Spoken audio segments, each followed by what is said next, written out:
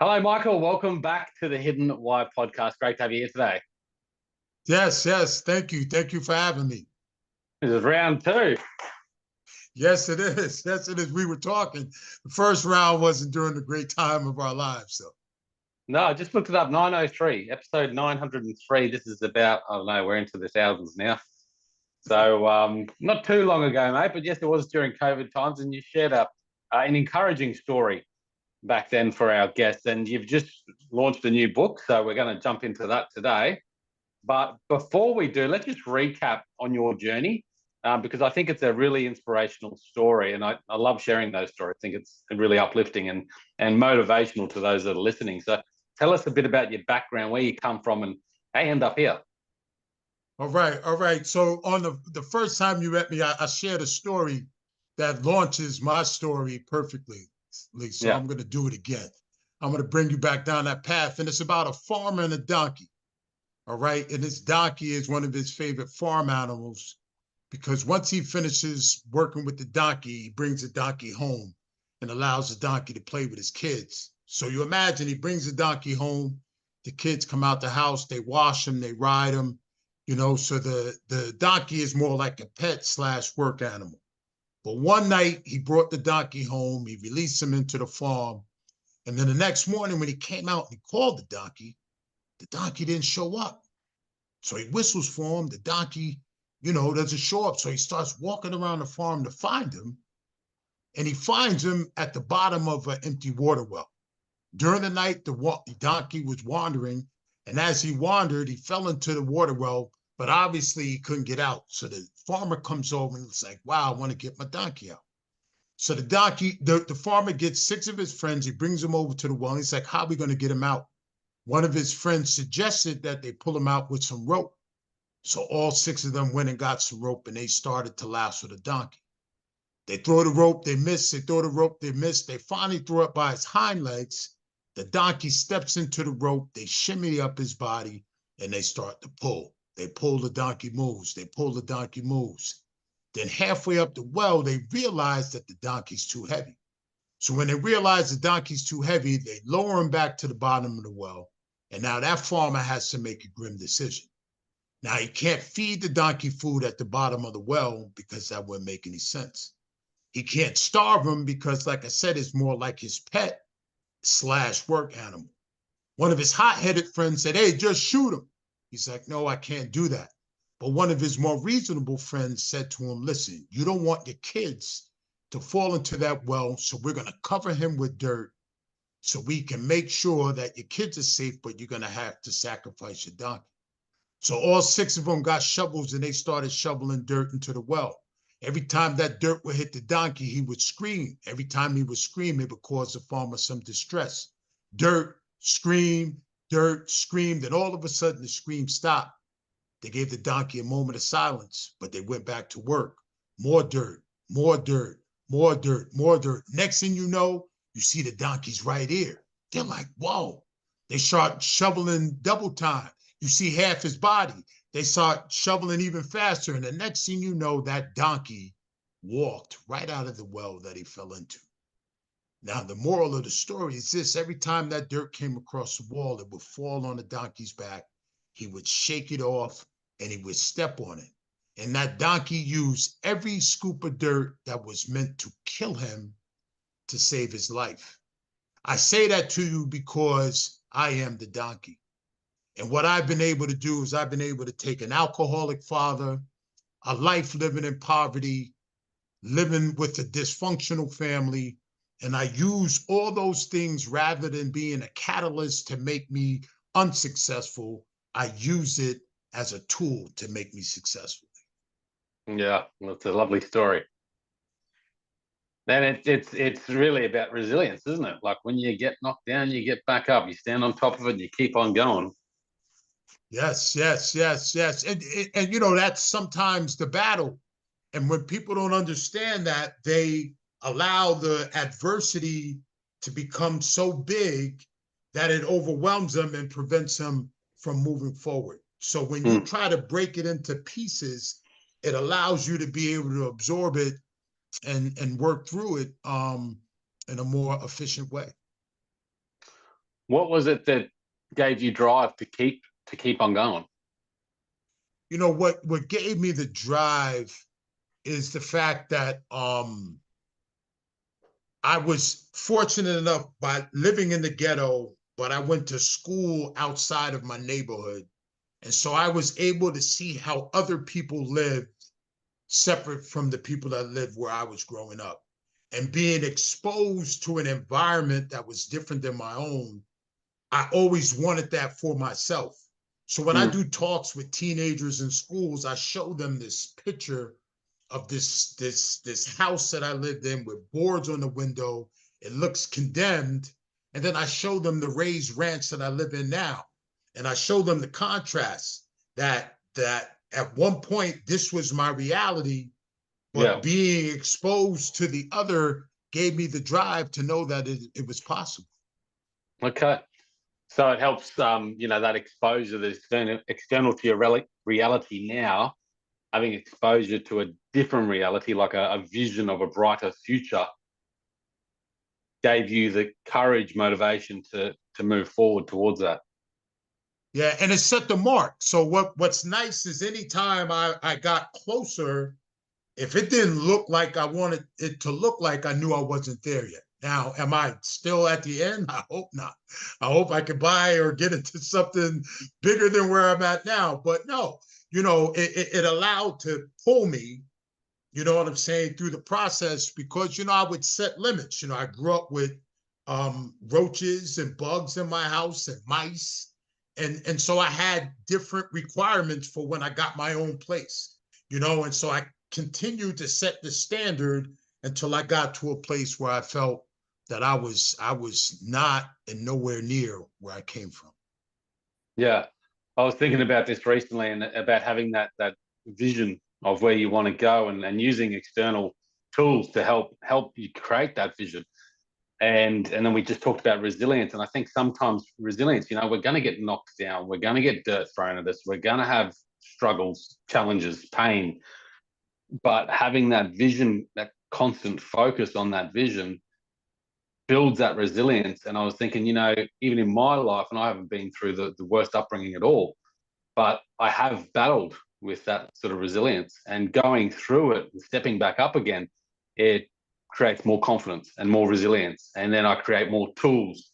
The next time I get knocked down, I've got a tool to deal with that. And you could probably relate, yeah? Yes, definitely tools. And then at the same time, I feel as if we don't go through things for ourselves. So when I'm able, being a motivational speaker and author and having my own nonprofit to work with the youth, I feel that anything that I go through in life is not only for me. So I chronicle it on paper, or I will even do it mentally in my mind so that when I find someone that can benefit from what I've been able to accomplish, I make sure that I share it with them. Right. It's like creating a standard operating procedure for life, right? Yeah, it definitely is. Yes, it is. It's kind of like this. It's kind of like this podcast. It's a personal journey for me, but as I learn, I share back, and that gives to the audience that might need that tool at their time in life as well. Right. Which, I hate to do it, but we talked about my book. To segue into it, what you just said is what my book is about. It's called The Ripple Effect. And so you come on the podcast. This is I got chills. It's a great illustration of it. You come on the podcast, you speak out to your audience, and your voice is like that rock in that pond, because what it does is it causes ripples effects. And then when people receive what you say to them on your podcast, they take the information and they go somewhere else and they give it to them. They take the information and they give it to that person. And from you, one podcast, are able to touch multiple people because of the fact that you're doing something to achieve your purpose, but at the same time, it affects more than just you. Yeah, 100%. So let's get into this book, The Ripple Effect, Stories of Transformation from Personal Pain. Is it a personal story that you're writing here about purpose? No, it's actually a compilation of people who I've come across in my journey Yeah. and how they write in the interaction that we had. But what's beautiful about it is they talk about how they took our interaction and then they spun it and moved it forward to doing something on their own. So not to give away the book, but one example is I do a program in a school, and I had a student who came from a family that was dysfunctional. She wasn't taken care of as a mom from her mother, you know, that crazy life. But she speaks on how we had our interaction. But from that, what she learned is she now has a daughter and she's a beautiful mom. So she was able to take what she came through. She took the advice and the conversations we had, and the ripple effect she pushes forward is being a good mom to a daughter. Now, if you want to take that one step further, think about it. It went from me to her to her daughter, and then a daughter passes it down the line, and then anyone else that is in proximity to see it happen. It's powerful. Yeah, I love it. And you don't really think about it too often, do you? But I think, um, there's so many people out there showing up every day that they're not thinking about how they can have an impact, how they can give back, how they can be of service. We're so engaged in ourselves because that's a society these days, I feel. But yet everyone has something beautiful to give, a good message that can create that ripple effect, whether it's small or large. And I think if we could go out there every day and just have a positive impact in someone else's life, because you think about the person listening to this podcast that has, a good feeling from it, they might go talk to a friend, and they might use that then to encourage a friend and uplift a friend that then, carries on and on. So it goes beyond just this conversation and someone listening to it. Yes, and you never know who's watching. Now, I've learned this with my kids. And now my kids, my daughter's 20, my son's 17, and my daughter hit me with one that brought tears to my eyes. I told her when she was a little girl that she'll never have to worry about having a Valentine because daddy will always be her Valentine. So every Valentine's Day, I buy her a gift. She's off at college. Her mom was sending her a package. And when her mom told her the package was coming, the first thing she asked is, what did daddy put in it? Now, I didn't put anything in it because, I had forgotten what I had told her when she was a little girl. But my wife told me soon enough that I sent off flowers. But I had forgotten that I told her that. So when you talk about an audience, I said this to her, she remembered it. And so, I got the flowers there on time, so I stayed in good standing. But when I say you never know who's listening or watching, that's a prime example. And something else that I'm very big on is that we have to have conversations, living a life of consciousness. So we have to have conversations that have purpose. You know what I mean? So rather than, like you're saying, just talking to people, talk to a person with a conscious effort of making it a dialogue that will stay with you. Yeah, well, I mean, you're a motivational speaker, so you get quite good at being able to engage the audience and share a message that's impactful to them, not just talking about yourself. But I think a lot of, like you just said, a lot of conversations just happen day to day. People are all up here thinking about what's going on in their life and all the, the stresses, anxieties, whatever's happened in their life. They're not actually engaging in that conversation. So how do you put yourself in a position where you're fully there, present, and engaging with the audience, whether that's one-on-one or one-to-many? What you do is what you do is you have to become a good listener. What I mean by that is start to train yourself to listen to a person finish a thought.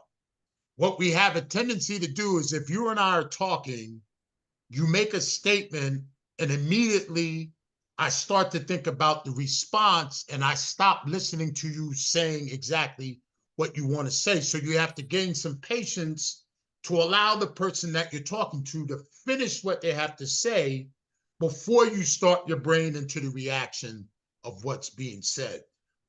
So listening with a different purpose gives you the ability to have conversations that I feel have a lot more connection and weight to it. Yeah, and I think that listening ability is well, it stems from a few sources, but self-awareness, right? And if you can have a better self-awareness, you will be more present in those moments. And then when someone's talking, I have a tendency, I know, because patience isn't my virtue, but I'm getting better. But listening to someone talk and then giving it some time to process and just pause before you respond, because we're all reactive. But that level of self-awareness allows us to pause in moments in life, and that's including in the conversation where you're listening. Yeah, yes, yes. You know, I have another book that I wrote called Be Encouraged, but in it I wrote short-term thinkers plant gardens, long-term thinkers plant trees, eternity-minded thinkers plant themselves in the souls of others. And that's something that I put in my back pocket. So when I meet someone, I want to, on purpose, when we leave each other, I want you to be like, wow, like who was that? Now, I don't do it on purpose and I'm not phony, but my purpose of being there is to really jar this person's brain to say, like, this was something that was unreal for me. And so anything, the garbage man, the repairman, the gas station attendant, I make sure every one of those interactions have some type of a stamp on it to say, you know, this is who I am, this is what I represent, and this is what I bring to the table. Yeah, I like that. It's a really important point, and I think a lot of us, including myself, struggle with it. We aren't good at those conversations with people we don't know potentially. You know, the ability Right. to network. And I know the frustration that comes to me often is networking means small talk, and I don't like that. What are your tools to help? Well, how have you transformed yourself to be able to engage with people so you can leave, no matter what conversation it is, people feeling like, geez, that was actually good. Walk away like there was some purpose there. Check this out, energy. Oof. You know, I'm not into the crazy, you know, like, but I believe in good energy. And so sometimes it's not even verbal. You know, it's not even verbal. It is just your presence. So it's being conscious of the energy that you bring into a room. You know what I'm saying? So, you know, a person can come into a room, you know, and be a light. So they walk into the room and the room is dark, and just by their presence, the room lights up because they come in. But then there's the reverse person that comes in, and when they enter the room, if we're all candles, all of our lights blow out. So you have to be conscious of the energy that you bring into a space, because sometimes you may not even say anything, you know what I'm saying? But it can turn out to be something that's beneficial. You know, check this out. There was a guy that jumped off the San Francisco Bridge Mm. and he survived. Now think about that. He jumped off one piece. They're interviewing him. He's on a talk show. They're interviewing him, and they make him walk back through the process of the day he was about to do it. And so I thought it was a little morbid, but they're interviewing him. He's in a cab, he's on a bus, they're walking on the street. And then he stops them and he says, listen, I just want to tell you guys that if one person would have said to me, hey, buddy, are you okay? I would have called it off. And so the fact that he passed all those people and no one was conscious enough to realize that this man was not in the right place, he tried to kill himself. And so what I'm saying about energy and a consciousness and being aware is that don't just get up and put your shoes on and leave the house. You know what I'm saying? Make sure that you leave a house with a purpose and a mindset of, you know, I'm not out to save somebody's life, but I'm going to bring some good energy into this world and make it your purpose. Well, you never know when that moment might come, huh? And if you have That's that right. level of awareness and energy when you walk out that door every day, when you put your 2 feet out of bed, that's the conscious moment where you can choose how you're going to live that day. That's for sure. What do you do to keep that energy there? Because I'm an introvert by nature, and Yeah. people I find really take my energy, and it's not in a bad way, but I try to be present and I try to have that energy. And so for me, I have to have my downtime, right, to recharge. What Right. are your techniques for bringing energy to the table, and then also to restore? I'm spiritual. I'm spiritual. You know, for the heavy duties, I'm Christian. For the non-religious, I'm just a cool dude. But I'm very, very spiritual. And what I do is I take care of myself first. Yeah. And so every single morning for at least 2 hours, spiritually, in whatever realm I take it, I make sure that I'm in the proper place before I engage with anybody in the world. And I mean, when I say dedicated to it, every day. And so when you So take care two of hours, you yourself, say, 2 hours every day before you start. yeah, yeah, before I start, I have a routine, so I'll start like I have it's a whole nother podcast, but I had a back injury where I had surgery where I can do cardio endlessly. I have damaged nerves in my legs, so I do 5 hours cardio per day because I ride Right. in a scooter. So I do the 5 hours cardio because it will equal. I can do cardio, but I can't walk well. You know what I'm saying? Now I'm telling you this because within an hour of 5 hours doing cardio, I have to find something to fill it with. So for that first 2 hours of my cardio, I listen to my mentors. I listen to a specific type of music. I meditate, and I do all of that every morning before I start my day. Powerful practice, huh? Oh my gosh. It's powerful. Bring tears to my eyes because you know what happens is and it's why those that go through problems are so busy is because if you can constantly make noise, you don't think about what's going on in your head.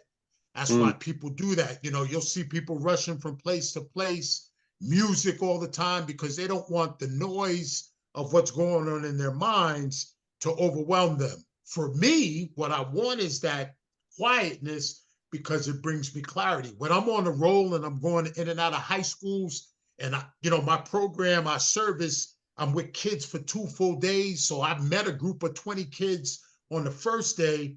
That next morning, when I'm going back in and I give myself the quiet time, I see Billy, I see Sue, I see Karen. I remember what they said to me. I start to play out what I think can go on with their lives. And then I come back and I feed that to them. So that 2 hours is my quiet time to balance off, reconnect, and almost just like you do as an introvert when you feel like you have to re-energize and go out. Yeah, it's an incredible journey, and I just love that you shared that because I think it's such a powerful tool that I'm still learning, and I just want to share this with people because it may not happen tomorrow. You may not be perfectly there tomorrow, but I've been doing it for about 10 years plus now. Where I started, I'm just like, meditation, what the hell's this? Getting up inconsistently, once, maybe twice a week, and then I stop. And then maybe a week later, I'm doing the whole week, and then I stop. Journaling, meditation, exercise, visualizations, doing affirmations every single morning. And I'm getting better and better. And not Yeah. like you yet, where you're doing 2 hours every day without fail. I still have days where I don't do it. And I notice those days I'm not as clear, I'm not as focused, I don't have the energy. So, if you're listening out there, don't give up because Yes. the amount of people I have on this podcast that have some sort of morning routine, that they dedicate that time to them so they can then go out in the world and be there better for others is powerful. Yes, it is. Yes, it is. It definitely is. Tell us your book, The Ripple Effect. Are you walking in your purpose? When we talk about purpose, what are we talking about? You know, I feel as if people get bullied into a profession because they're afraid of what others may say. So you wake up with this dream to be something. You want to pursue it, but you feel as if you pursue it, then people will say you're not going to make enough money. It's not really a profession you need to be in. And you end up going in the direction of what others want for you and not what you want for yourself. I say living in your purpose is looking at the gifts and the talents that you give to the world and then using that as a part of whatever you do on a daily basis. And so, you know, sometimes I joke and I say, like with my job, with motivational speaking and helping others, you know, my money goes in a direct deposit. I don't even know when I get paid, like my wife knows, but I would do what I do for free. You know what I'm saying? So I never get up in the morning and say, I'm going to go because I want that car or I want that next item. I just get up and I just go. And so I want people to live in their purpose in a place where getting up in the morning is not an effort to go to a place, but I get up, there's never a morning, and I've had my nonprofit since 2006. And I mean, I'm telling you, I'm no joke. I never get up in the morning and say, I have to go to work. Never. And living in your purpose gives you that feeling. Now, something we talked about before we got on the podcast is that I feel like living in your purpose is not only beneficial to you, but it's beneficial to others. Again, back to my book, I feel that fear is paralyzing. So what happens is many people get paralyzed by the fear, don't pursue their purpose, but then the next person was waiting for you to pursue it and they don't get what they get simply because you don't pursue your purpose. So, you know, you don't want to make people feel bad, but yeah, take to account that you're not only starving yourself from having a better life, but there's the ripple effect of others down your path that won't get what they need because you don't pursue it. So it adds a little weight to the fact that you are not able to pursue it. Living with purpose. I think there's a lot of people that would say that they don't have much purpose in life right now. I think there'd probably be a lot of people listening out there going, that's nice for Michael, nice for Lee, whatever it might be. You know, I've got a job I don't really like and I've got to pay the bills. You know, there's not many opportunities there for me.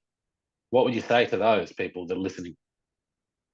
What I would say is to retrace their steps. And when you hear purpose, purpose sounds like such a big, nasty word, you know? And what I mean by that is it doesn't have to be large. You know, you can have a job, but find something that feeds your purpose, you know? My wife for a while had this passion that she wanted to feed homeless people.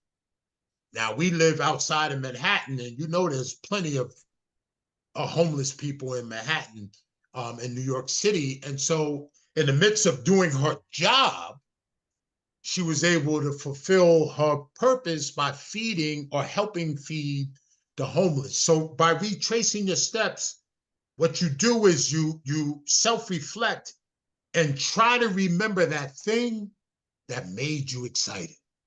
Yeah. What was that thing that made you excited? And when you find it, you then try to insert it somewhere in your life so that you can start to feel that, but don't feel like it has to be this, I go out and I get this new job. Living in your purpose can start as small as volunteering time down at the nursing home or, you know, being at a supermarket and pushing a cart in for a person that is unable to. Contribution, giving back in some capacity. I think our purpose, and like you said, if there's just one thing that you could do in your day or in your week to inject some joy that brings you joy, that will then give other people joy. That ripple effect, like you said, if you're in a job where you're not really that satisfied and you're doing these other things that are giving you a level of purpose, you will find that will transfer across into your daily job where you're not feeling that love as much. And I remember an example of this when I was in a job that I didn't like, and I was a leader in this job. And I used to listen to this podcast. It was a motivational sort of podcast. And I only got into that podcast because my brother was a bit suicidal and he started listening to it. And I thought, I'll listen to this because, I want to understand where he's at. And then I got into this podcast and I was getting that motivation, and I was in a very dissatisfied spot in my life. But I was getting that motivation. I'd go to my team meetings, my team huddles in the morning, and I'd share some of that inspiration.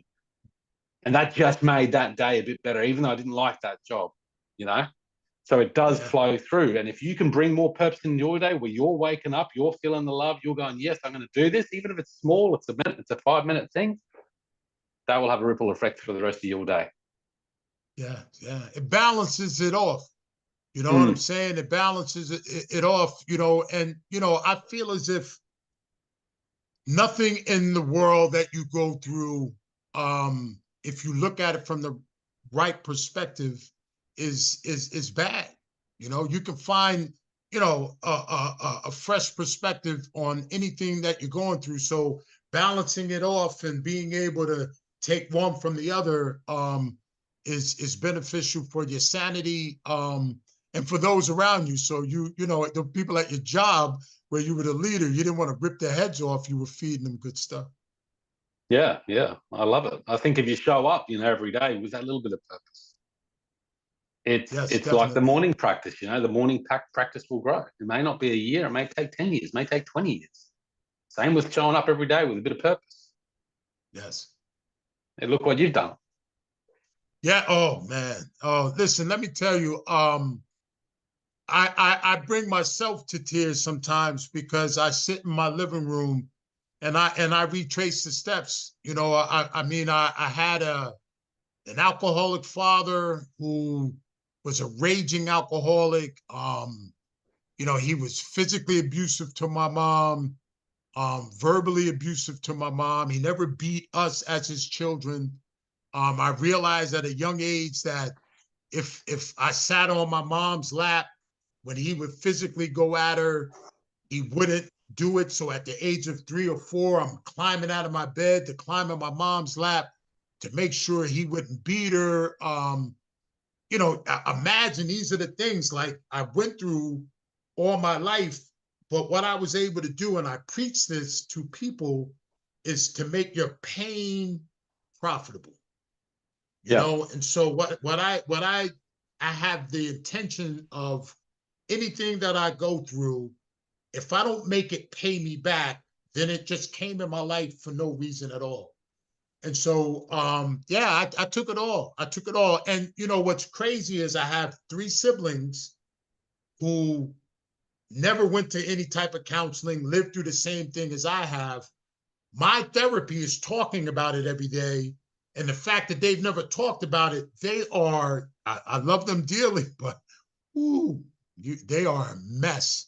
My siblings, they're dysfunctional adults because they've never dealt with the trauma that they went through. It's a powerful, inspirational story, Michael. I really love you sharing. And so good, so much energy in this conversation. So good to have you back. Yeah, thank you, Lee. Thank you. Guys, The Ripple Effect on Amazon. I'll stick a link in the show notes so you can download a copy from the show notes at thehiddenwhy.com. Michael, any final words of wisdom, advice, motivation? What I want people to understand is this: it's not about the destination, Lee. It's about the journey. And so I think we get so caught up on where we're going, we don't get to enjoy where we're at. So when the teacher calls roll call for the day, you're not present.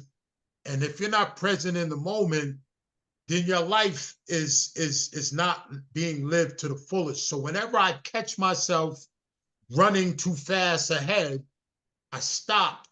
I just stop and say, yo, just if I'm outside, I breathe and I take in the nature. If I'm exercising, if I'm doing the exercise, I stop and I focus on what I'm doing.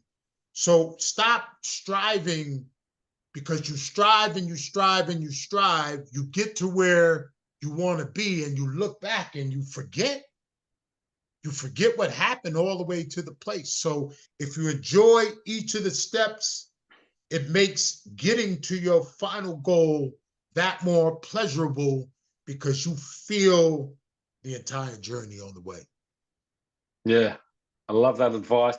I think it's powerful. And I think the important thing is, if you don't get to where you're planning to go, if you're enjoying it on the way, it doesn't matter. There you go. It doesn't matter. That's it. Yes, it is. Michael, thank you so much, guys. Check it out at Hidden Why Podcast. Reach out to Michael if you want to connect further, live more fully, have more meaning, and find more joy. Talk soon.